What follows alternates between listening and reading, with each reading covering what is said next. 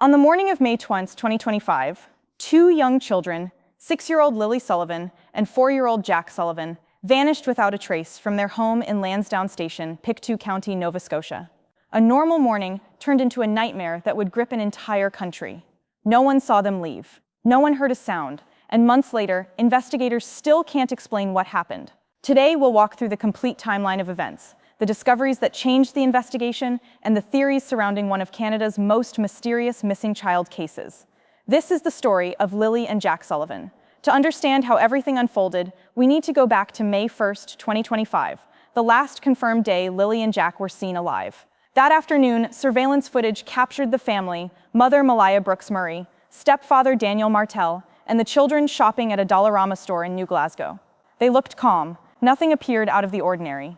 Later that evening, they returned home to their rural property on Garlock Road, surrounded by woods, hills, and farmland. According to the parents, they spent the night at home, put the kids to bed, and went to sleep with their infant daughter in the same room. The next morning, around 9:30 a.m., they say they woke up to silence. The house was still. The swings outside were empty, and Lily and Jack were gone.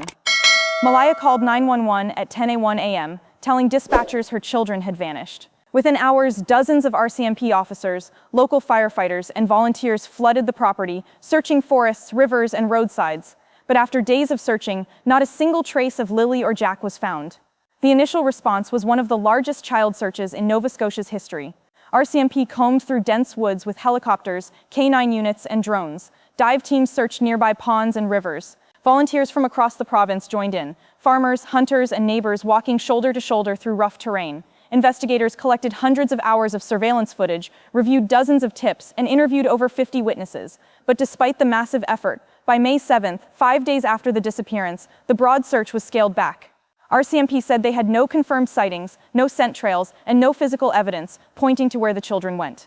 The community began asking questions. How could two small children vanish in daylight without anyone seeing them? Was this a tragic accident or something far darker? As the search continued, investigators uncovered one of the few physical clues in the case, a pink blanket believed to belong to Lily. A first piece of the blanket was found caught in a tree about a kilometer from the home. Another piece was discovered later, inside a trash bag near the end of the driveway. Both pieces were confirmed to come from the same blanket. A sniffer dog was brought in to follow the scent, but the trail went cold. No trace of the children could be found nearby. This discovery raised more questions than answers. How did the blanket end up in two different places? Was it carried by the wind, animals, or someone trying to hide evidence?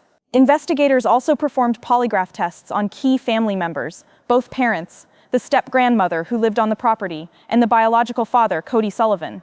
According to released reports, all participants were said to have answered truthfully to core questions, though police made it clear that polygraphs are not proof of innocence. Still, the results offered no clear suspect. In August 2025, court documents revealed a crucial new detail. A witness claimed they saw a young boy and girl walking along a rural road the morning Lily and Jack disappeared. The children were seen approaching a tan or gold sedan with its back door open. Nearby, a woman, described as Caucasian, around 50 to 60 years old, with loose curls, appeared to be waiting for them.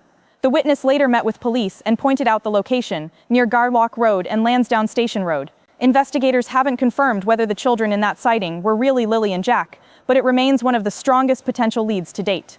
To follow up, RCMP requested tollbooth and highway footage from vehicles leaving Nova Scotia around that time, trying to track any car that matched the description. So far, no definitive match has been made public. Despite months of investigation, no charges have been laid. The RCMP have stated they do not yet have evidence of a criminal offense, but continue to treat the disappearance as suspicious. The Nova Scotia government added the case to its Rewards for Major Unsolved Crimes program, offering $150,000 for information leading to the children's location. Investigators continue to receive and assess new tips weekly. Meanwhile, online speculation and conspiracy theories have grown, some accusing the parents, others suggesting an abduction or even organized trafficking.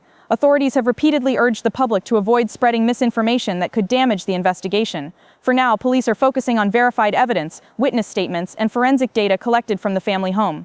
Beyond the headlines, the disappearance of Lily and Jack Sullivan has devastated the community. Vigils have been held across Nova Scotia, candles lit for the children, prayers said for their safe return. The case has sparked national debate about how missing children alerts are handled in Canada and whether an Amber Alert should have been issued sooner. For their parents and extended family, every day is a painful wait between hope and heartbreak. And for Canadians across the country, this mystery remains deeply unsettling. How can two children simply vanish and months later still leave no answers behind?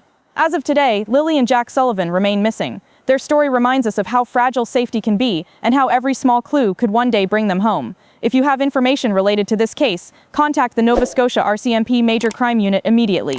Thank you for watching. Please like, share, and subscribe to stay updated on this and other ongoing true crime cases. And remember, awareness keeps their story alive.